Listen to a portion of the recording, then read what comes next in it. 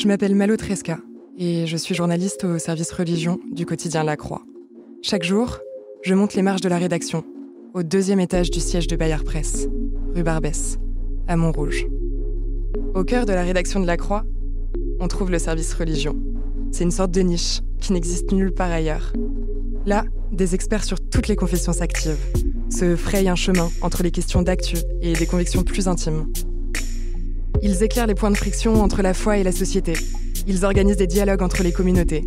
Ils essayent de pousser la religion hors de ses chapelles, dans notre monde contemporain. Pourtant, quelque chose manque.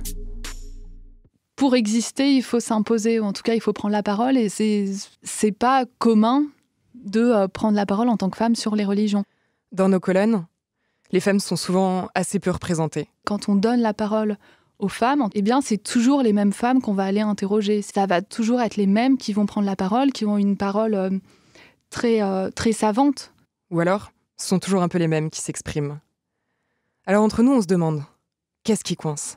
Je pense qu'il y a aussi, on est dans un quotidien, qu'il faut aller vite, que c'est très pratique de toujours appeler les mêmes bons clients et les mêmes bonnes clientes.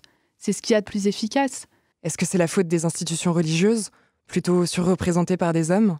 Au-delà des blocages institutionnels qu'on connaît notamment dans l'Église catholique, mais aussi dans les religions juives ou musulmanes, eh bien, au-delà de ces blocages-là, il y a véritablement une déperdition de ce regard des femmes.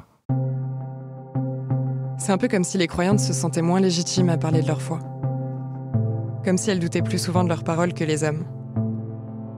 Pourtant, elles sont à l'œuvre.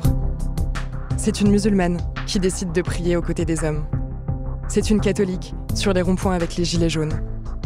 C'est une écologiste qui plante son combat dans l'église. Et ce sont elles que nous allons entendre. Ainsi soit-elle, un podcast à découvrir sur toutes les plateformes de podcast.